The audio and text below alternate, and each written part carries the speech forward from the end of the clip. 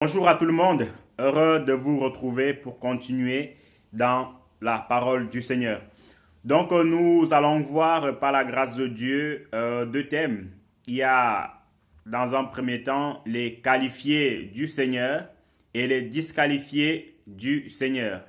Il y a les qualifiés du Seigneur et les disqualifiés en fait du Seigneur parce que vous savez, dans toute chose, dans la vie ou dans le travail, si on va voir un travail, il faut être qualifié pour ce travail-là. Par exemple, si on vous dit que vous devez accéder au poste de pilote d'avion, bah, vous devez en fait avoir les compétences requises pour pouvoir être pilote d'avion. Ou si on vous dit que vous devez être ingénieur et que vous n'avez que le bac, il sera un peu difficile, puisque ingénieur, c'est à partir de master et tout ça. Donc, si vous n'avez pas les qualifications requises, il vous sera très difficile d'avoir en fait ce poste-là. Ou même si vous êtes étudiant et que vous voulez la bourse, il faut avoir les qualifications requises pour pouvoir en fait bénéficier de cette bourse-là. Sinon, la bourse sera très très compliquée, et ainsi de suite, ainsi de suite. Donc, pareil pour l'œuvre du Seigneur, pareil pour accéder au ciel. Si on veut aller au ciel, nous devons en fait avoir les qualités requises pour pouvoir y accéder. Et durant ce partage, nous allons voir quelques personnages de la Bible, parce qu'il y en a plus que ça, il y en a plus que ça dans la Bible qui avaient les qualifications requises pour pouvoir accéder au trône, enfin pour pouvoir en fait arriver au paradis, et d'autres qui n'avaient pas ces qualifications requises, du coup en fait ils ont été disqualifiés dans l'œuvre du Seigneur. Et dans ce thème même, on va voir les gens qui avaient bien commencé, qui avaient les qualifications requises, mais qui ont été recalés, soit par négligence, parce que l'amour du monde, l'amour des choses de ce monde était encore en eux, la cupidité, voilà, était encore en eux, donc ils ont été disqualifiés. Raison pour laquelle c'est un combat jusqu'à la fin, c'est un chemin jusqu'au bout que nous devons tenir bon. Amen. Donc, pour ce faire, nous allons commencer par les gens, les personnages ou les personnes qui avaient les qualités requises pour pouvoir accéder au ciel. Nous allons, par la grâce de Dieu, commencer dans le livre de Nombre. Nombre chapitre 16. Nombre chapitre 16, le verset 1 au verset 4. Nombre chapitre 16, le verset 1 au verset 4. Révolte de Corée, Dathan et Abiram. Corée, fils de Giséar, fils de Kéhan, fils de Lévi, s'est révolté avec Dathan et Abiram, fils d'Eliab, et On, fils de Pélet, tous trois fils de Ruben. Ils se soulevèrent contre Moïse avec 250 hommes, des enfants d'Israël, des principaux de l'assemblée, de ceux que l'on convoquait à l'assemblée et qui étaient des gens de renom. Ils s'assemblèrent contre Moïse et Aaron et leur dirent, c'en est assez, car toute l'assemblée, tous sont saints, et l'Éternel est au milieu d'eux. Pourquoi vous levez-vous au-dessus de l'assemblée de l'Éternel? Quand Moïse eut entendu cela, il tomba sur son visage. Il tomba sur son visage. Amen. Nous allons continuer dans le verset 23 au verset 35, puisque pour éviter une longue lecture, j'ai dû couper en fait les versets. Donc nous continuons dans le verset 23 jusqu'au verset 35. Amen. L'Éternel parla à Moïse et dit, parle à l'assemblée et dit, retirez-vous de toutes parts, loin de la demeure de Corée, de Dathan et d'Abiram. Moïse se leva et alla vers Dathan et Abiram, et les anciens d'Israël le suivirent. Il parla à l'assemblée et dit, éloignez-vous des tentes de ces méchants hommes et ne touchez à rien de ce qui leur appartient, de peur que vous ne périssiez en même temps qu'ils seront punis pour tous leurs péchés. Ils se retirèrent de toutes parts, loin de la demeure de Corée, de Dathan et d'Abiram. Dathan et Abiram sortirent et se tinrent à l'entrée de leur tente, avec leurs femmes, leurs fils et leurs petits-enfants. Moïse dit, à ceci vous connaîtrez que l'Éternel m'a envoyé pour faire toutes ces choses et que je n'agis pas de moi-même. Si ces gens meurent comme tous les hommes meurent, s'ils subissent le sort commun à tous les hommes, ce n'est pas l'Éternel qui m'a envoyé. Mais si l'Éternel fait une chose inouïe, si la terre ouvre sa bouche pour les engloutir, avec tout ce qui leur appartient, et qu'ils descendent vivants dans le séjour des morts, vous saurez alors que ces gens ont méprisé l'Éternel.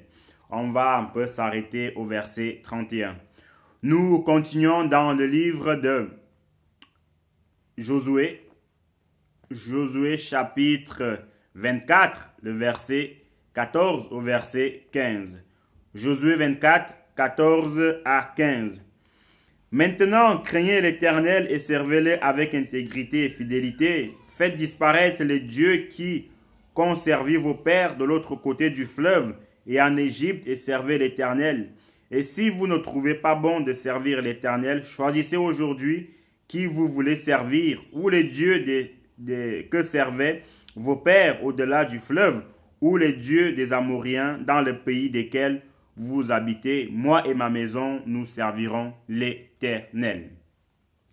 Esther chapitre 3.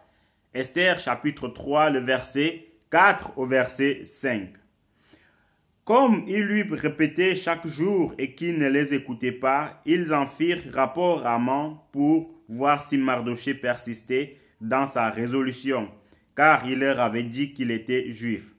Et Haman vit que Mardochée ne fléchissait point le genou et ne se prosternait point devant lui. Il fut rempli de fureur, mais il dédaigna de porter la main sur Mardochée seul, car on lui avait dit de quel peuple était Mardochée, et il voulut détruire le peuple de Mardochée, tous les Juifs qui se trouvaient dans tout le royaume d'Assyrus. Nous poursuivons dans le livre de Timothée. 1 Timothée, on va commencer dans 1 Timothée chapitre 2. 1 Timothée chapitre 2, le verset 6 au verset 8. 1 Timothée chapitre 4, du verset 6 au verset 8. Car pour moi, je sers déjà de libation et le moment de mon départ approche. J'ai combattu le bon combat, j'ai achevé la course, j'ai gardé la foi. Désormais, la couronne de justice m'est réservée. Le Seigneur, le juste juge, me la donnera dans ce jour-là. Et non seulement à moi, mais encore à tous ceux qui auront aimé son avènement. Nous poursuivons en Corinthiens chapitre 9, le verset 25 au verset 27. En Corinthiens chapitre 9, le verset 25 au verset 27. Amen. Tous ceux qui combattent s'imposent toute espèce d'abstinence et ils le font pour obtenir une couronne corruptible, mais nous faisons-le pour une couronne incorruptible. Moi donc, je cours non pas comme à l'aventure, je frappe non pas comme battant l'air, mais je traite durement mon corps et je le tiens assujetti, de peur d'être moi-même rejeté après avoir prêché aux autres. Amen, frères et sœurs, que le Seigneur soit loué, que le Seigneur soit béni. Voici, par la grâce de Dieu, des exemples que nous venons de lire, des personnes, des dirigeants qui ont servi le Seigneur, des dirigeants qui ont mené à bien l'œuvre que le Seigneur, en fait, a mis devant eux. Nous avons vu l'exemple de Moïse qui se voit en fait en confrontation contre Dathan, Coré et Abiram. Des personnes qui se sont levées un matin, on ne sait pas ce qu'il leur a pris, peut-être qu'ils étaient de mauvaise humeur, nul ne le sait, seuls eux-mêmes le savent. Ils se lèvent de bon matin, ils se révoltent en fait contre Moïse, parce qu'ils estimaient que Moïse dirigeait mal, parce qu'ils estimaient qu'eux aussi pouvaient mieux faire. Si on regarde un tout petit peu l'histoire, frères et sœurs, ou la généalogie de ces gens-là, de Dathan, Coré, Abiram, c'était en fait des personnages qui venaient en fait, surtout Dathan, des Lévites en fait, des Lévites. Et qui étaient en fait les Lévites dans la Bible? Les Lévites, c'était des personnes, c'était une tribu consacrée en fait à l'Éternel. À savoir que Moïse aussi, et Aaron et Marie et venaient en fait de la tribu des Lévites. Donc des personnes vraiment consacrées au Seigneur. Donc en gros, ça veut dire quoi? Ça veut dire que c'est des personnes, on pouvait attendre le désordre de tout le monde, sauf d'eux, vous voyez? Mais voilà qu'ils vont se réveiller, ils vont se lever, animés par un esprit diabolique, pour se révolter contre Moïse et contre ses ordres, contre même l'Éternel. Et Moïse, tranquillement, il a dit, ok, d'accord, vous voulez vous révolter, il n'y a pas de problème. Alors, il a dû donner un ordre que séparez-vous de ces gens-là parce que demain, le Seigneur va agir. Et si le Seigneur n'agit pas, sachez que je ne suis plus son serviteur. Et qu'est-ce qui s'est passé plus tard? On voit comment en fait le Seigneur a ouvert la terre et a englouti Dathan, Coré, Abiram, ainsi que toute leur famille, tous leurs biens.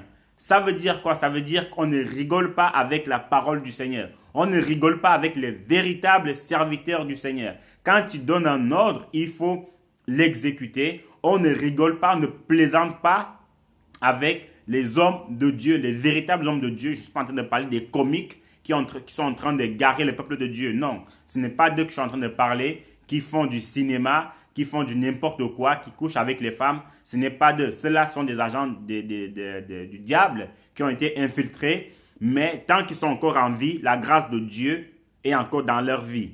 Mais s'ils meurent comme ça, ce sera un autre chemin que le paradis.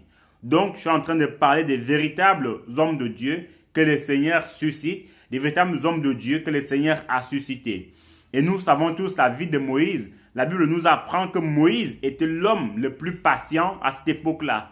L'homme le plus patient, ça veut dire quoi? Ça veut dire que c'était un homme. Vous pouvez tout lui faire, tout lui faire, il ne dit rien. Dans un premier temps, on voit déjà que dans cette situation, quand Moïse a entendu la révolte de Coré, Dathan, Abiram, il a plutôt pleuré. Il s'est mis à genoux pour implorer la grâce de Dieu pour ces gens-là. Donc, en gros, pendant qu'on est en train de t'insulter, on est en train de te dire des choses sur toi, toi, tu pries pour ces gens-là. C'est quand même en fait énorme. Et c'est là, en fait, aussi qu'on reconnaît vraiment les qualités, les qualificatifs, en fait, d'un véritable homme de Dieu. Il ne se venge pas, il ne garde pas rancune, mais il prie plutôt, en fait, le Seigneur pour ces gens qui sont en train de l'insulter. C'est vrai, ce n'est pas facile, c'est vrai, ce n'est pas simple, mais c'est justement ces qualifications en fait qu'il faut avoir pour accéder au ciel. Revenons un tout petit peu au temps de Jésus. Au temps de Jésus, quand on insultait notre maître, on lui crachait dessus, on l'insultait, on faisait de lui tout ce qu'on voulait. Qu'est-ce qu'il a dit? A-t-il dit, soyez maudits? A-t-il dit, vous allez tous périr en enfer? A-t-il dit, je vous hais? Non. Il a plutôt dit, Père, pardonne-leur, car ils ne savent pas ce qu'ils font. Père, pardonne-leur, car ils ne savent pas ce qu'ils font. Oui, ça paraît en fait anormal dans la tête des gens. Ça paraît en fait bizarre dans la tête des gens, mais sachant que c'est comme ça qu'un véritable enfant de Dieu doit agir. On doit toujours tuer la chair pour faire l'œuvre du Seigneur. Et souvenons-nous toujours de cette histoire-là où Marie s'était levée avec Aaron pour parler mal contre Moïse, parce que Moïse avait pris Séphora comme femme, une Éthiopienne. Parce que, apparemment, Moïse n'avait pas le droit de prendre une Éthiopienne. Il fallait absolument prendre une Hébreu. Comme quoi, mon frère, ma soeur, c'est parce que tu es blanc que tu vas forcément te marier avec une blanche. Parce que tu es noir, tu vas forcément te marier avec une noire. Parce que tu es congolais, tu vas forcément te marier avec un congolais. Non. Si le Seigneur te dit tu es blanc et que tu te maries avec une noire, vas-y, fais-le. Si le Seigneur te dit tu es un arabe et que tu te maries avec une noire toute noire, il faut le faire. Il faut seulement en fait suivre l'ordre du Seigneur. Ça n'a rien, l'œuvre du Seigneur n'a rien à voir ni avec la nationalité, ni avec les ethnies, ni avec la couleur de la peau. Non. Tant que le Seigneur vous parle, tant que le Seigneur vous convainc contre quelque chose ou pour quelque chose, il faut le faire. Ne nous disons pas, non, moi je suis algérien, moi je suis marocain, il faut absolument que je marie avec un maghrébin. Non, mon frère, en faisant cela, tu es en train de t'égarer complètement. Maintenant, ceci dit, si le Seigneur te convainc que toi étant congolais, tu te maries avec un congolais, il n'y a pas de problème. Si toi étant ivoirien, tu dois te marier avec une ivoirienne, il n'y a pas de souci. Mais la chair ou les sentiments ne doivent pas dominer dans l'œuvre du Seigneur. C'est juste une petite parenthèse.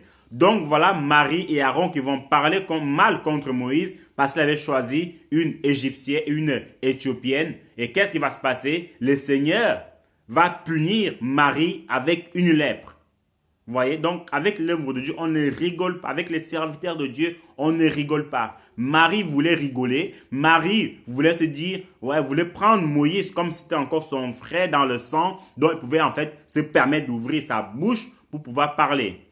Mais le Seigneur lui fait comprendre que certes, c'est peut-être ton frère charnel, mais sache que c'est mon serviteur et quand il prend des décisions, c'est moi qui lui dis en fait de prendre ces décisions-là. Et la punition du Seigneur a été direct. Vous voyez? Donc, il n'y a rien de nouveau sous le soleil. Donc, voilà ce serviteur Moïse. On va mal parler de lui. Avec tout le travail qu'il a fait, il a délivré par la grâce de Dieu avec son frère le peuple d'Israël en Égypte. Et voilà que ces gens-là, ces trois personnes, ainsi que leurs troupes, vont se révolter. Nous voyons un autre exemple de l'apôtre Paul.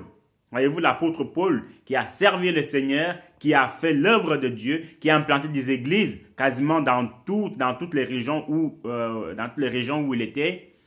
Et à la fin, il va dire que j'ai combattu le bon combat, j'ai observé le règlement, maintenant je m'en vais et la couronne de justice m'est réservée. Et il dit encore que il faut combattre parce que l'athlète n'est pas couronné s'il n'a combattu selon les règles. Donc, mon frère, ma soeur, si tu veux accéder au ciel, si tu veux aller au ciel, sache qu'il y a des règles à respecter dans l'œuvre du Seigneur.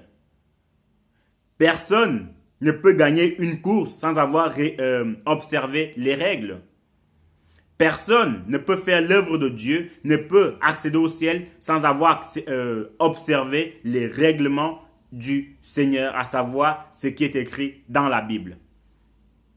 Il n'y a pas de je vais détourner un tout petit peu ou je vais faire un tout petit peu. Non, soit tu fais tout, soit tu fais rien. Point. Vous voyez? Donc, le grand apôtre Paul, il a combattu le bon combat, il a achevé la course. Et quand tu combats le bon combat comme ça, et quand tu achèves la course comme ça, alors mon frère, ma soeur, sois rassuré que ta couronne de justice, ta couronne de vie t'est déjà réservée. Et il dit bien qu'en combattant, les athlètes, en fait, s'imposent toutes sortes d'abstinences. Ça veut dire quoi? Ça veut dire que dans l'œuvre du Seigneur, il y aura des choses que tu voudras faire, mais qu'il ne faudra pas faire. Dans l'œuvre du Seigneur, tu voudras peut-être avoir 2 femmes, 3 femmes, 4 femmes, mais dans l'œuvre du Seigneur, c'est une seule femme que tu dois avoir. Dans l'œuvre du Seigneur, tu auras peut-être envie d'aller en boîte de nuit, d'aller faire la fête en discothèque, mais il ne faudra pas le faire. Dans l'œuvre du Seigneur, tu seras peut-être amené à mentir ou à violer la loi, mais sache que si tu vas aller au ciel, ce sont des choses en fait qu'il faudra absolument bannir. Ça sont les conditions. Si tu vas aller au ciel, il y en a encore des millions d'autres conditions si tu veux aller au ciel. Il y a pas de, ouais, Dieu me comprendra. Oui, mais Seigneur, tu comprends, c'est dur. Ouais, mais Seigneur, tu sais ceci. Non. La parole de Dieu, elle est là et ne change pas. C'est à nous de nous conformer à la parole de Dieu et non à la parole de Dieu de se conformer à nous. Parce que vous vous en rendez compte. Si c'est à la parole de Dieu se conformer à nous, étant donné en fait que nous sommes quasiment 7 milliards au monde, et que la parole de Dieu doit se conformer à 7 milliards d'individus, je ne sais pas où on va comme ça, vous voyez? Je ne sais pas où on va. Donc, c'est plutôt à nous de nous conformer à la parole du Seigneur. Et nous voyons l'exemple aussi d'un autre serviteur, Josué, qui avait pris le relais après Moïse, où Josué avait conduit le peuple. Le Seigneur avait promis la victoire. Le Seigneur avait promis beaucoup de choses à Josué. Et il lui a dit, nul ne tiendra devant ta face. Nul ne tiendra devant ta face. Je serai avec toi tant que tu mettras la Bible en pratique. Vous voyez? Tant que Josué mettait la Bible en pratique, le Seigneur était toujours avec lui. Il n'y a qu'à voir toute son histoire. Avec Josué, la muraille de Jéricho s'est écroulée.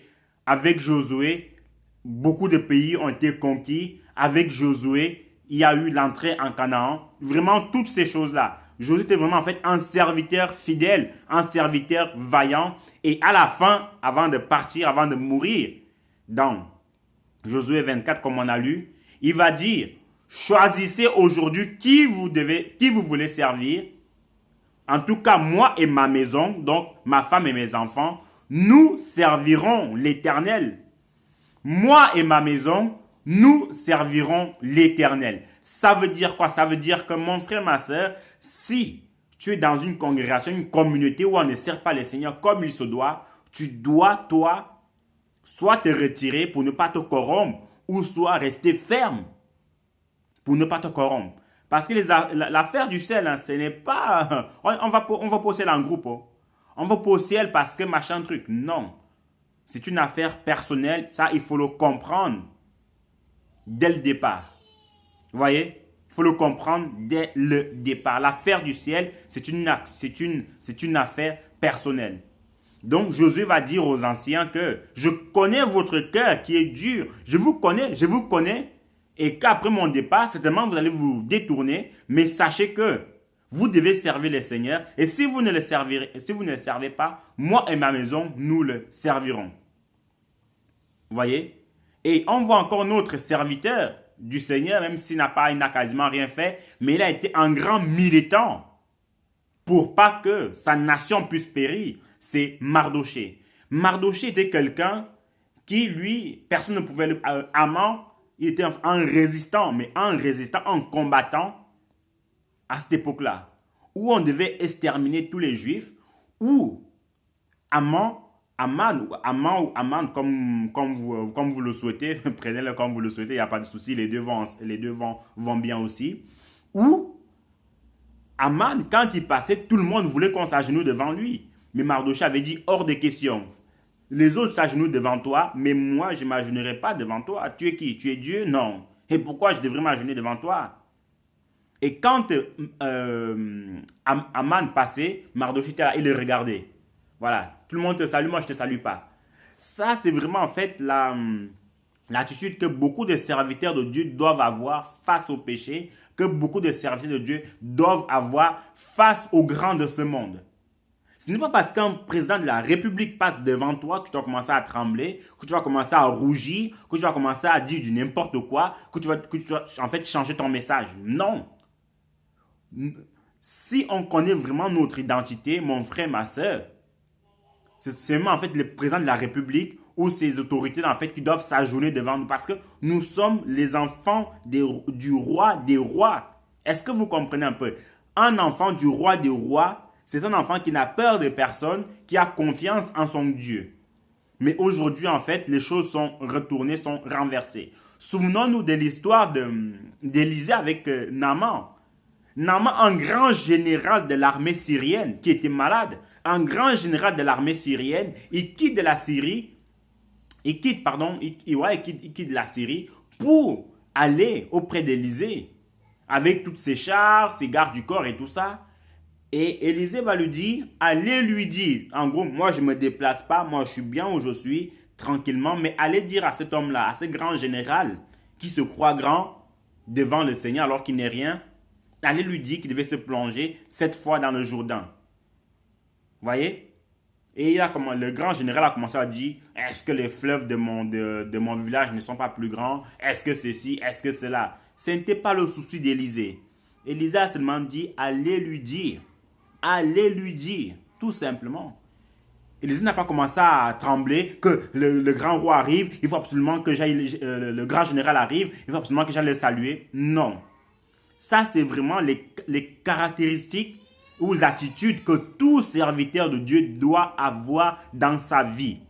C'est-à-dire quoi? C'est-à-dire que quand il y a un problème ou quand il y a une autorité qui arrive, il doit rester sur ses gardes, il doit rester sur ses pas, il ne doit pas en fait commencer à trembler, il ne doit pas commencer à rougir parce que le président arrive, parce que ceci, parce que cela arrive. Non mon frère, non ma soeur, et tu ne dois pas changer ton message parce que ça va déplaire au roi, ça va déplaire au président, ça va déplaire au ministre. Non, tu dois rester intègre comme au temps de Michée qui avait dit à Akab que si tu vas dans cette guerre, tu vas mourir. Si tu vas dans cette guerre, tu vas mourir. Et déjà en partant, commence déjà en fait à donner tes ordres à Israël parce que tu ne reviendrais plus en fait en paix. Akab n'avait pas suivi. Akab avait dit, je te hais parce que tu me dis que des malheurs. Alors Akab était parti. Et à la fin, Akab était mort. Voyez?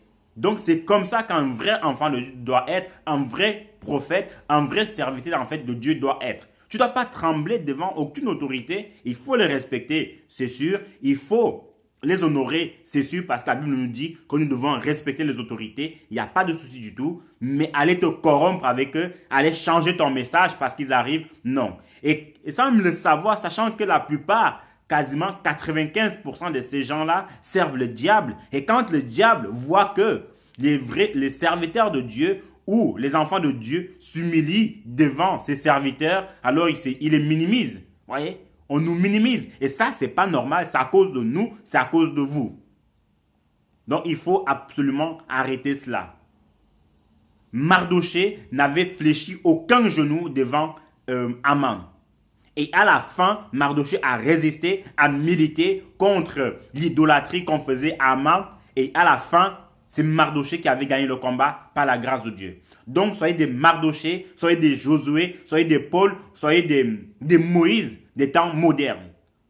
Ne changeons pas nos messages, ne nous corrompons pas à cause d'un billet d'argent, à cause d'une femme, à cause d'un homme, à cause des richesses, à cause des voitures. On ne doit pas se corrompre à cause de toutes ces choses-là. Nous devons rester intacts, les mêmes du début jusqu'à la fin. Vaut mieux ne pas manger chez soi et rester intègre devant le Seigneur plutôt que de vivre dans l'abondance et manger à la table du diable et aller en enfer. Donc, c'est un peu ça. Frères et sœurs, que le Seigneur nous fortifie, que le Seigneur nous encourage. Tenons bon, le Seigneur est à la porte. Tenons bon, le Seigneur n'est plus très très loin et il viendra nous enlever et nous aurons notre récompense. Tout ce qu'on voit sur cette terre, ce n'est même pas le 1 millionième de ce qui se passe au paradis ou de ce qu'il y a au paradis. Mais l'ennemi, qui est le prince de ce monde, veut nous aveugler les yeux pour qu'on puisse louper le paradis. Satan sait ce qui est au ciel. Il sait puisqu'il y était. Il sait, parce qu'il était un chérubin protecteur, il sait tout ce qui est au ciel. Et il veut nous le faire louper. Maintenant, c'est à nous de nous faire violence. C'est à nous de dire que va chez le voisin s'il le faut, mais chez moi, tu n'auras pas la victoire. Va où tu veux, va faire ce que tu veux, où tu veux, mais chez moi, toutes les portes sont fermées. Vous voyez, c'est comme ça qu'on doit lui répondre et point à la ligne, tout simplement. Il n'y a pas de débat là-dessus, vous voyez. Et c'est comme ça que le Seigneur va nous dire, viens, fidèle et bon serviteur, tu as fait mon travail comme Moïse, comme Josué, comme Paul, alors viens dans le repos de ton maître. Que le Seigneur vous bénisse. Prochain enseignement, si le Seigneur le veut, sur les disqualifiés du Seigneur. Parce qu'on vient de voir les qualifiés du Seigneur, les gens qui ont combattu le bon combat, les gens qui ont tenu bon, qui n'ont pas fléchi les genoux devant Baal, devant Astarté, les gens qui n'ont pas fléchi les genoux devant les autorités de ce monde, les gens qui prêchaient la vérité, les gens qui ne changeaient pas leur message, peu importe l'adversité, peu importe les difficultés, mais qui restaient intègres face à l'adversité.